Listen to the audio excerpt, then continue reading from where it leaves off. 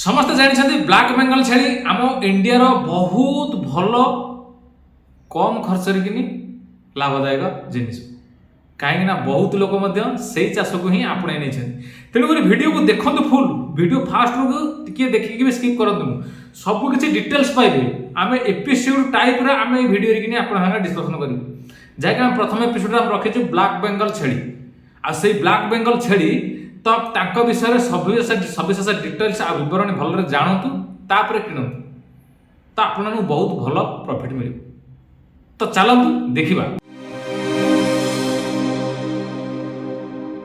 समस्त प्रथम नमस्कार मु भास्कर आपन स्वागत जनाऊँ आम चैनल आप प्रिय channel Bhaskar Deepu farming blogs तो आम आज वीडियो डिस्कसन करबा का विषय से ब्लैक बेंगल छेली विषय बा ओडिशार हो बा भारत में प्रसिद्ध सबुठ प्रसिद्ध होती कौन ब्लैक बेंगल छेली तो तांकर ऊपर कि आज डिस्कसन आम करवा कौन से ब्लैक बेंगल छेली केते लाभदायक तांकर रोग प्रतिरोधक शक्ति केते रहुछि कौन भल रहुछि ना नहीं किभली रखिबा तांका रक्षणाबेक्षण स्टाइल तांको केते दाम रे किनि परिबा केते दाम रे बिक्री करि परिबा आउ से जो ब्लैक बेंगल छेली को रखिले आमे की लाभजनक लाभ पाई परिबा तांको केतिक दिन भितर पोसिले कौन कले कौन नहीं तांको व्यवस्था केमिति कले तो तांको लाभ आमे किछि पाई परिबा जहाँकि आमे रखिबार किछि लाभ तो मिलवा दरकार ना हमको तेणुक कौन लाभ हमको मिल तो ता विषय में डिटेल्स भाव में कथा चलतु देखा वीडियो। अच्छा ब्लैक बेंगल छेली विषय जानिया पूर्व इतिहास टे जान इतिहास कौन ब्लैक बेंगल फास्ट माने ब्लैक लगी ब्लैक माने कौन कला रोचे बेंगल बेंगल माने आप जानते आमर पश्चिमबंग नहीं तो बांग्लादेश से लोकेशन रू कि से छेलीर उत्पत्ति बोली आगुरी माना जाए जना जाए समस्त कही आसुच्च से गुटा तेणुक से आसला उत्पत्ति है बेसिक आंसर कौट देखा ओडिशा आसाम बिहार झारखंड आ उत्तर प्रदेश ये सब बहुत जगह बर्तमान रखापी चेष्टा करें कहीं रखुच्च ना भल लाभदायक प्रॉफिट भल हो चाषी भाई तेणुक से ब्लैक बेंगल छेलीर शारीरिक वैशिष्ट्यता बा गढ़न शैली केमी रोचे तो गढ़न शैली या रोचे सी देखा अनेकांश कि कला आउ टे गेड़ा जातिर माने गेड़ा छोट हाइट टे कम तांकर से प्रजातिर से छेली आउ से जो छेली अच्छा किसी कांसरे पूरा कला अच्छा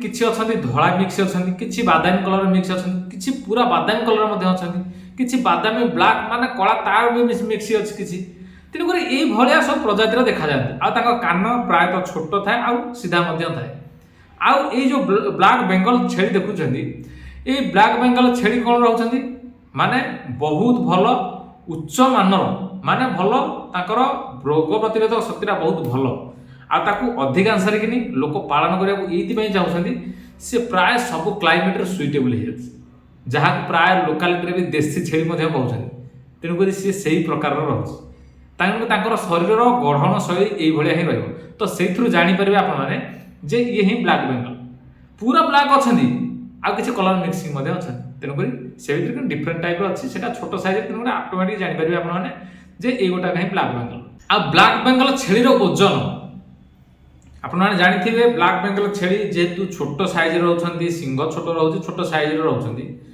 तो से लाइव वेट जो जानवा चाहते जो आमर मेलटा रोचे मेलटा टी 20 ରୁ 25 पाखापाखि हो पाए आउ जो फिमेल रोचे सी 15 ରୁ 20 पाखापाखि रही है तेणुक यही हिसाब से कि माने ग्रोथ लेवल से जगह ही रहे आ अधिक हुए ना केजाणी कौन से मिक्स प्रजाति कि सी हुए ना ओरिजिनल ब्लैक बेंगल जे वेट लाइव वेट रही समय आउ से छुआ जन्म करेंगे से छुआ जन्म समय छुआर लाइव वेट से रहा 1 किलो ରୁ 1.5 किलो भितर कि 2 किलो भितर रधिक 1 किलो ରୁ 1.5 किलो पूरा फाइनाल से भितर ही आस तेणुक ओजन शैली ओजन यही हिसाब से रही गोटे कथा हूँ जो ब्लैक बेंगल छेली तार प्रजनन क्षमता बारे जन्म कर क्षमता बहुत उच्च मान कहीं कहूँ कहीं से 8 ରୁ 10 मास भितर कि प्रजनन करने तार क्षमता से पाई जाए किंतु तार जो गर्भावस्था थाए से गर्भावस्था केते प्रायतः 150 दिन रहे 150 दिन भितर कि से जन्म छुआ जन्म दे पारे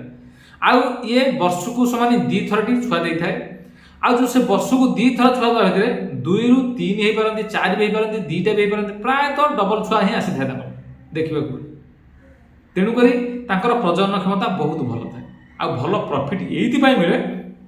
2ଟା 3ଟା ଛୁଆ ଦେଇଦେବ, ଦିଥର ଦେଲା ଆସି କେତେଟା ନାହିଁ, ଥରକୁ ଦିଏ 2ଟା ଛୁଆ ଯଦି ଦେବ, ଦିଥର ଦେଲା ଆସି ଗୋଟେ ବର୍ଷ ଭିତରେ 4ଟା ଛୁଆ ବାହାରିପାରିଲେ। ତେଣୁକରି ଫାର୍ମର ଗ୍ରୋଥ ଜଲ୍ଦି ବଢ଼ିଯାଇଥାଏ।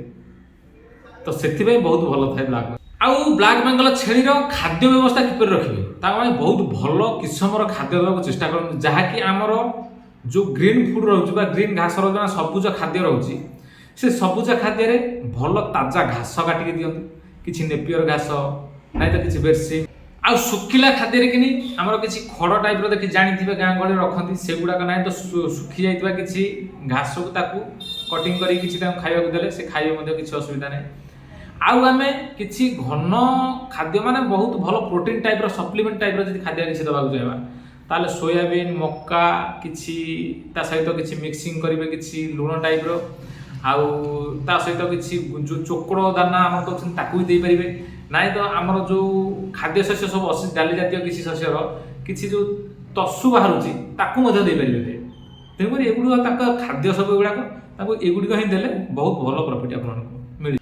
ଆଉ ତାଙ୍କୁ ରଖିବାର ବା ରହିବାର ଯେଉଁ ଶୈଳୀ, କେଉଁ ଶୈଳୀରେ ଆପଣ ରଖିପାରିବେ ବା କେମିତି ରଖିପାରିବେ ବ୍ୟବସ୍ଥା କରିବେ, ତାଙ୍କୁ ପ୍ରଥମେ ସଫା ସୁତରା ପରିଷ୍କାର ଜାଗାରେ କିଣି ରଖନ୍ତୁ, ଯାହାକି ଛୋଟ ଫାର୍ମଟେ କରନ୍ତୁ, ତାଙ୍କ ପାଇଁ ଘର ରଖିଛନ୍ତି ଯାହା କରିଛନ୍ତି ସେଇଟା ସଫାସୁତରା ନିଟ୍ ଆଣ୍ଡ କ୍ଲିନ୍ ରଖନ୍ତୁ। ପାଣି ଜମା ରଖନ୍ତୁ ନାହିଁ, କାରଣ ପାଣି ଜମିଲେ ବହୁତ ପ୍ରକାର ଅସୁବିଧା ହେବ, ତେଣୁକରି ସେଇଟା ରଖନ୍ତୁ ନାହିଁ। ଆଉ ଯେଉଁ ଜାଗାରେ ରଖୁଛନ୍ତି ସେଠି ବାୟୁ ପ୍ରଭାବିତ ଠିକ୍ରେ ହେଉଥିବା ଦରକାର, କାହିଁକିନା ଏୟାରଟା ଯେତେ ଶୀଘ୍ର ଆସୁଥିବ ପବନଟା ସେତେ ଶୀଘ୍ର ସେ ଗ୍ୟାସ୍ ମଧ୍ୟ ହଟି ଯାଉଥିବ, ତେଣୁକରି ସେଠି କିଛି ଅସୁବିଧା ହେବ ନାହିଁ। ତେଣୁକରି এইଗୁଡ଼ିକ ସବୁ କରିକି ଯଦି ଠିକ୍ଠାକ୍ ରଖିବେ ତ ରୋଗର ମାତ୍ରା ମଧ୍ୟ କମିଯାଇଥାଏ। ତେଣୁକରି ଛେଳି ବହୁତ ସୁସ୍ଥର ସହିତ ଜୀବନଯାପନ କରିଥାନ୍ତି। ଆଉ ତାଙ୍କୁ କେଉଁ ସବୁ ପ୍ରତି ଧ୍ୟାନ ଦେବେ କହିଲେ, ଆମର ଯେଉଁ ରହୁଛି ତାଙ୍କ ରୋଗ ପାଇଁ ସାଧାରଣ ରୋଗ କିଛି ରହୁଛି ତାଙ୍କ ପାଇଁ କ'ଣ କରିବେ ନା PPR ଠିକ୍ ଟାଇମ୍ରେ ଦେବେ। ଆଉ ତାଙ୍କର ଯେଉଁ ନିମୋନିଆ ଟାଇପ୍ର କିଛି ହେଉଛି ମାନେ ପାଟି ଫାଟିରେ କିନି ଟିକେ ଘା ହେଲା ଭଳିଆ ସେଗୁଡ଼ା କେମିତି ନ ହେବ, ଆଉ ତାଙ୍କ ପାଇଁ କୀଟନାଶକ ଜିନିଷ ଯାହା ବି ଦରକାର ଅଛି ଆମର ଭେଟେନାରୀରେ କିନି ଆପଣମାନେ ଯୋଗାଯୋଗ କରିପାରିବେ। ସେ ଯେଉଁ ଡକ୍ଟର ଅଛନ୍ତି ତାଙ୍କ ସାଙ୍ଗେ ଯୋଗାଯୋଗ କରିପାରିବେ, ସିଏ ବହୁତ ବଢ଼ିଆ ଇନଫର୍ମେସନ୍ ଆପଣମାନଙ୍କୁ ଦେବେ, କାହିଁକିନା ସେ ଭିତରେ ତାଙ୍କର ବହୁତ ଅଭିଜ୍ଞତା ଥାଏ। ତେଣୁକରି ଟୀକାକରଣଟା ନିହାତି କରନ୍ତୁ। ଆଉ କାରଣ ବେସିକାଲି ଫୋକସ୍ କରନ୍ତୁ କୁର୍ମୀ ଉପରେ, କାରଣ କୁର୍ମୀ ହିଁ ବହୁତ ଡିଫେକ୍ଟ କରୁଛନ୍ତି ବର୍ତ୍ତମାନ ଜନ୍ତୁ। ତେଣୁକରି ସେ କୁର୍ମୀ ନାଶକ ଟୀକା କିଛି ଦେବା ପାଇଁ ଚେଷ୍ଟା ଜାରି ରଖନ୍ତୁ। এইଗୁଡ଼ିକ ସବୁ ଠିକ୍ ସମୟରେ ଦେଲେ କୌଣସି ଅସୁବିଧା ହେବ ନାହିଁ, ସେ ସିଜନ୍ ଯାହା ବି ଆସୁ। ତେଣୁକରି ବହୁତ ଭଲ ଛେଳି ବହୁତ ଭଲ ଗ୍ରୋଥ୍ କରିବେ, ବହୁତ ଭଲ ରେଟ୍ ମଧ୍ୟ ରହିପାରିବେ ବସବାସ। ତେଣୁକରି କୌଣସି ରୋଗ ଏତେଟା ହେବ ନାହିଁ। ବ୍ଲାକ୍ ବେଙ୍ଗଲ ଛେଳି ରଖିଲେ ଆମକୁ କ'ଣ ଲାଭବାନ ହେବା ବା କ'ଣ ସୁବିଧା ଆମକୁ ଅଧିକ ବା କେତେ ଖର୍ଚ୍ଚରେ ହେବ, କାରଣ ବ୍ଲାକ୍ ବେଙ୍ଗଲ ଛେଳି ଦେଖନ୍ତୁ ଲୋକାଲିଟିରେ ମଫସଲ ଏରିଆ ଭିତରେ କିନି ଯେଉଁଠି ଚାହିଁବେ ସେଠି କରିପାରିବେ, ନାଇଁ ତ ସିଟି ଭିତରେ ହେଲେ ମଧ୍ୟ ଆପଣମାନେ କରିପାରିବେ, କାରଣ ତାଙ୍କ ପାଇଁ ବେଶୀ ବଡ଼ ସ୍ପେସ୍ ଦରକାର ନାହିଁ, ଛୋଟ ସ୍ପେସ୍ରେ ମଧ୍ୟ ଆମେ କରିପାରିବେ। ଆଉ କାହିଁକି, କାରଣ ସେ ଶୀଘ୍ର ବଂଶବୃଦ୍ଧି କରିଥାନ୍ତି, କାରଣ ବର୍ଷକୁ 2ଟା ଛୁଆ ଆଇଲା ଆସି ଯେଉଁ ବର୍ଷକୁ 2ଥର ଜନ୍ମ କଲା ଆସିକି ଛୁଆ କେତେଟା ଆସିଥିବେ ମିନିମମ୍ 4ଟା।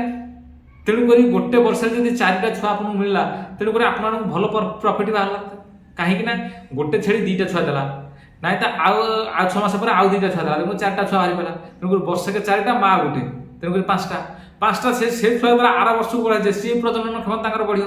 ତେଣୁକରି ସେମାନେ ଭିତରେ ମାଇ ଥିବେ ଯଦି, କାରଣ ସେମାନେ ପୁଣି ବର୍ଷକୁ ପୁଣି 2ଟା ଛୁଆ ଦେବେ, ତେଣୁକରି ବଂଶବୃଦ୍ଧିଟା ଶୀଘ୍ର ହେଇଯାଇଥାଏ। ତେଣୁକରି ବହୁତ ଭଲ ଲାଭବାନ ମିଳିଥାଏ ଚାଷୀ, କାରଣ ସେ 2 ପଇସା ଲାଭବାନ ମାନେ ବିକିକି କିଛି ଲାଭବାନ ହେଇପାରିଥାଏ। କାରଣ ବ୍ଲାକ୍ ବେଙ୍ଗଲର ଚାହିଦା ଜାଣିଥିବେ ଲୋକାଲିଟିରେ ବହୁତ ଭଲ ରହୁଛି, ସିଟି ଭିତରେ ମଧ୍ୟ ବହୁତ ଭଲ ରହୁଛି, କମ୍ ପଇସା ପଡ଼ୁ ପଛେ କିନ୍ତୁ ଲାଇଭ୍ ୱେଟ୍ ଭଲ ରହୁଛି ଆଉ ବିକ୍ରି ମଧ୍ୟ ଭଲ ରହୁଛି। ତେଣୁକରି ସେଇଟା ବହୁତ ଭଲ ଆପଣ ଦ୍ରୁତ ବଂଶବୃଦ୍ଧି, ବହୁତ ଶୀଘ୍ର ଗ୍ରୋଥ୍ ମଧ୍ୟ ବିଜନେସ୍ ଭଲ ହୋଇଥାଏ। ଆଚ୍ଛା, ତାଙ୍କୁ ରଖିବା ଦ୍ୱାରା ଅସୁବିଧା କ'ଣ ଥାଏ, କାରଣ ସବୁ ଜିନିଷର ସୁବିଧା ଅଛି ମାନେ ଅସୁବିଧା ଗୋଟେ ଅଛି। ଅସୁବିଧା ଏଇଗୁଟାକ ବେଶୀ କିଛି ନାହିଁ, ଆକାର ଛୋଟ, ବେଶୀ ହାଇଟ୍ ନାହାନ୍ତି, ଛୋଟ ଜାତିର ଗେଡ଼ା ଜାତିର ଛେଳି ଗୁଡ଼ିକ ବ୍ଲାକ୍ ବେଙ୍ଗଲ। ଆଉ ତାଙ୍କର ଯେଉଁ ଆମର କ୍ଷୀରଟା ଦିଅନ୍ତି ସେ କ୍ଷୀର ଦେବାର କ୍ଷମତା ଟିକେ କମ୍। ତା ବାଦେ ତାଙ୍କୁ ଯଦି ତାଙ୍କର କେୟାର ଉପରେ କିନି କୌଣସି ହେଳା କରିବେ, ତେଣୁକରି ସେଠି ବି ରୋଗାକ୍ରାନ୍ତ ହେବାର ବହୁତ ସମ୍ଭାବନା ଅଛି। ତେଣୁକରି ସେଥିପ୍ରତି ନିହାତି ଦୃଷ୍ଟି ଦିଅନ୍ତୁ, ଆଉ ବେଶୀ କିଛି ନାହିଁ ତାଙ୍କ ବିଷୟରେ। ଆଉ ସେଇ ବ୍ଲାକ୍ ବେଙ୍ଗଲ ଛେଳି ରଖିବା ଦ୍ୱାରା କ'ଣ କ'ଣ ସବୁ ସାବଧାନତା ଅବଲମ୍ବନ କରିବେ, କାରଣ ତାଙ୍କୁ ପ୍ରପରଲି ଖାଦ୍ୟ ସନ୍ତୁଳିତ ଖାଦ୍ୟ ଦିଅନ୍ତୁ, ଭଲ ପରିଷ୍କାର ପରିଚ୍ଛନ୍ନତା ଜାଗାରେ କିନି ରଖନ୍ତୁ, ଯେଉଁଠି ପବନର ଚଳପ୍ରଚଳ ବହୁତ ଭଲ ଥିବ। ଆଉ ସଦା କୃମିନାଶକ ଟୀକା ତାଙ୍କୁ ପ୍ରପରଲି ଦିଅନ୍ତୁ ଟାଇମ୍ ଅନୁସାରେ। ଆଉ ସେ ଯେଉଁ ଛେଳି ରଖୁଛନ୍ତି ତାଙ୍କୁ ଭଲ ସପ୍ଲିମେଣ୍ଟ ଖାଦ୍ୟ କିଛି ଦିଅନ୍ତୁ। ଆଉ ଭଲ ବ୍ରିଡର ଛେଳି ହିଁ ବାଛନ୍ତୁ। ସେ ବ୍ଲାକ୍ ବେଙ୍ଗଲ ଭିତରେ ମଧ୍ୟ କିଛି ମିକ୍ସ କରିଦେଇଥାନ୍ତି, ତାଙ୍କୁ ଭଲ ବ୍ରିଡର ବା ଭଲ କିସମର ଛେଳି ବାଛନ୍ତୁ। ଆଉ ସେତିକି ହିଁ ରଖନ୍ତୁ, ତାଙ୍କର ଭିତରେ କିନ୍ତୁ ବହୁତ ଭଲ ସନ୍ତୁଳିତ ରହିବ। ଆଉ ସନ୍ତୁଳିତ ଠିକରେ ରହିଲେ ଆପଣମାନେ ମଧ୍ୟ କିଛି ପ୍ରଫିଟ୍ କିଛି ଲାଭବାନ ହେଇପାରିବେ। ଆଉ ଶେଷରେ ଏତିକି କହି ରଖୁଛୁ, ତାଙ୍କର ପ୍ରପରଲି କୀଟନାଶକ ଯେଉଁ ମେଡିସିନ ତାଙ୍କ ପାଇଁ ଦରକାର ହେଉଛି ସେଟାର ପ୍ରପରଲି କେୟାର ନିଅନ୍ତୁ। ଆଉ ତାଙ୍କୁ ସଦାବେଳେ ଭଲ ଜାଗାରେ ହିଁ ବା ସୁସ୍ଥ ଜାଗାରେ ରଖନ୍ତୁ। ବଜାରରେ ତାଙ୍କ ଚାହିଦା ବହୁତ ଭଲ ଅଛି। ଆପଣମାନେ ଯଦି ପାଖାପାଖି ଲୋକାଲିଟିରେ କିନି କୌଣସି ଜାଗାରେ କିନି ସେଲ୍ସ କରିବାକୁ ଚାହୁଁଛନ୍ତି ମଧ୍ୟ ପରଫେକ୍ଟ ବଜାର ମୂଲ୍ୟରେ ଆପଣମାନେ ମଧ୍ୟ ବିକ୍ରି କରିପାରିବେ, କାରଣ ବଜାର ମୂଲ୍ୟ ତାଙ୍କର ସଦାବେଳେ ବହୁତ ଭଲ ଥାଏ।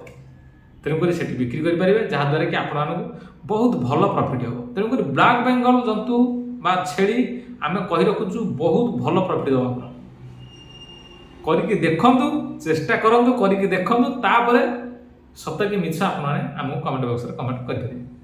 ଆଜି ପାଇଁ ଭିଡ଼ିଓ ଏତିକି ରହୁଛୁ। ଦେଖା ହେବା ନେକ୍ସଟ ଭିଡ଼ିଓରେ। ଆଉ କିଛି ନୂଆ ଭିଡ଼ିଓ ଆଣିକି ଆସିବା, ଆଉ କିଛି ଛେଳିଙ୍କ ବିଷୟରେ। ସେ ପର୍ଯ୍ୟନ୍ତ ରହୁଛୁ। ଜୟ ଜଗନ୍ନାଥ।